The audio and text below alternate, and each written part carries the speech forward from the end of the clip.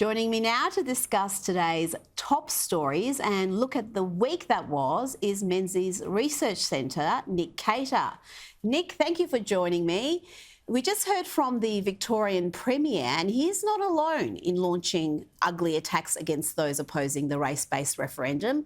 The Yes side wants to characterise any opposition as racist.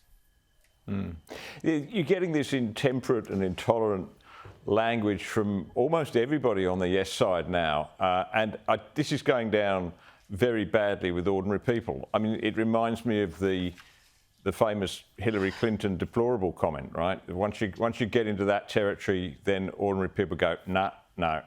We want to have a respectful conversation on this. But I tell you what, it seems to me that Dan Andrews, along with Noel Pearson, they're really competing with the Prime Minister to be the most effective voice for the no case, if you ask me, because every time they open their mouth with this kind of stuff, people's doubts just grow. I mean, if you can't have a reasonable discussion about this, if we're just being told we have to think this way, right, any other way is wrong, people have got minds of their own. They'll make their own minds up when the time comes. Well, the ABC has come under fire for its coverage, including a very soft interview with Noel Pearson yesterday. That went for 16 minutes compared to the Voice opposer, Paul Fletcher, who got 6 minutes and a very different tone of questioning. Here's some of what Noel Pearson had to say. I couldn't sleep last night. I was troubled by dreams and the spectre of the Dutton Liberal Party's Judas betrayal of our country. He doesn't mind chucking Indigenous Australians and the future of the country under the bus just so he can preserve his miserable political hide. Peter's the undertaker here. Now, Senator Jacinta Price has described the segment as divisive and an example of partisan political point scoring.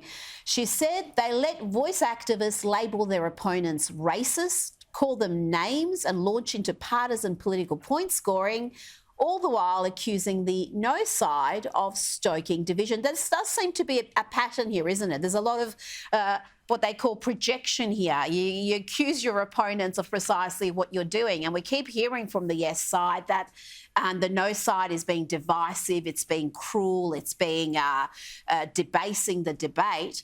But the abuse seems to be almost uniformly coming from the Yes side. I don't hear Jacinta Price going out there and abusing the Yes proponents. I don't hear Peter Dutton doing that, and I haven't heard that really from any mainstream politicians. No, in that sense, it's a repeat of the same-sex marriage plebiscite debate, isn't it? The people on the pro same-sex marriage case, like the pro-voice people, were saying, look, these people are racist, or in that case, they were homophobic, they were sexist, whatever.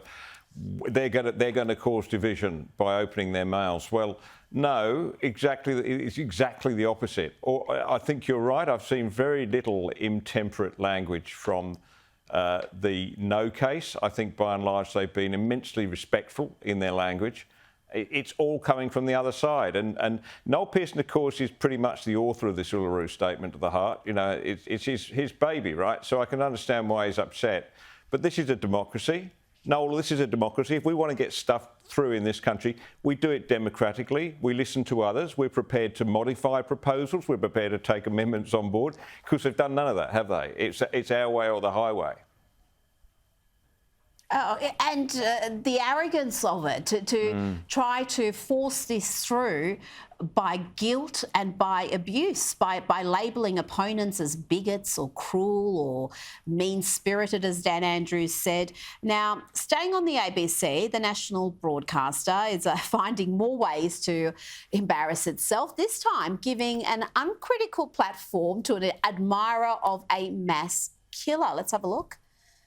Stalin is your subject. Yeah. Is it his history or his ideology that turns you on? Is it weird to say both?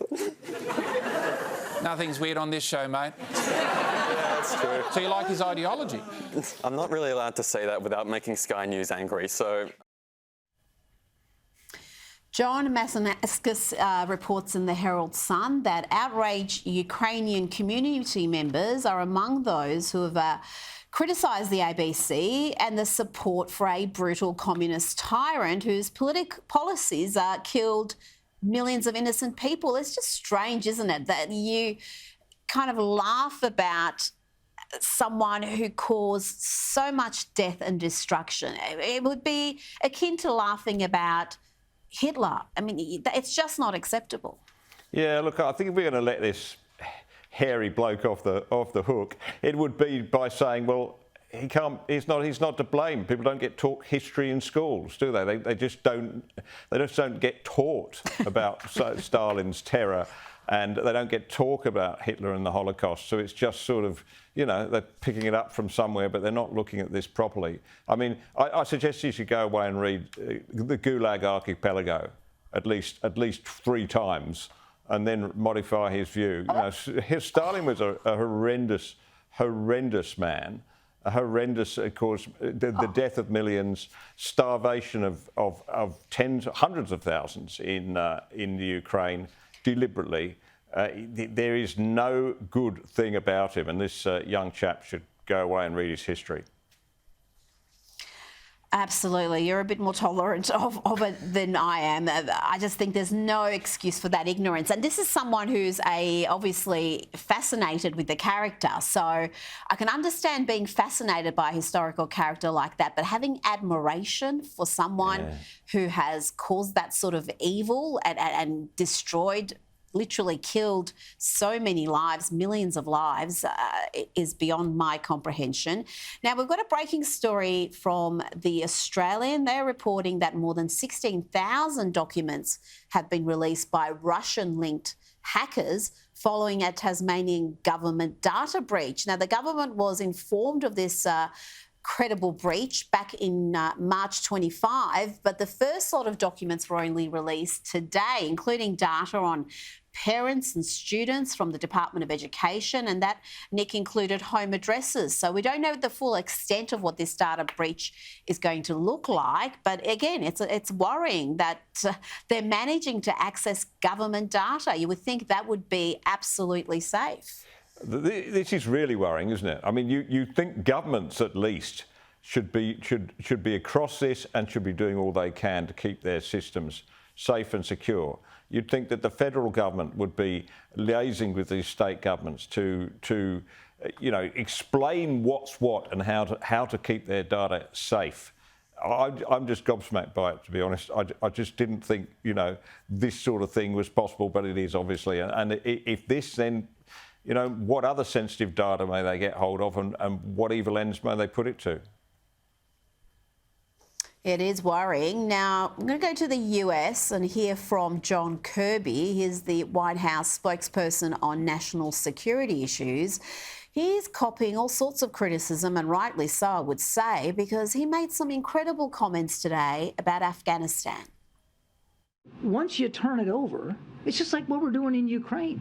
We give Ukraine artillery ammunition, Stinger anti-air missiles, Javelin anti-tank. It's their stuff at that point, not the Americans. It's their stuff. That stuff belonged to the Afghans. And so this idea, this argument is just ludicrous, that we left millions of dollars of stuff in Afghanistan. We didn't. Nick, did he just liken the Islamist extremists of the Taliban to the Ukrainians? And he also said that the withdrawal wasn't chaotic and tried to blame the Trump administration for the Biden administration's botched withdrawal. This administration, just when you think they can't get any worse, they find a way to this statement, surely he did not think he was going to get away with that. Yeah, look, I mean, they blame everything else on Trump, so why not this? But I mean, on a serious note, look, you know, there is a significant difference between the operation in Ukraine and Afghanistan, and that is, in Afghanistan, US and indeed Australian and Dutch and other troops were there. So we were there with our equipment. The fact that, you know, the Americans evacuated Afghanistan in such a hurry that they left it all sitting there to be, you know, with the keys in the ignition to be picked up by the bad guys. It's completely different from the Ukraine, and to try and blur the two and to try and blur responsibility is, you know, by passing on to Biden, it's just pathetic, really. Nick Cater, thank you so much for joining me. Thank you.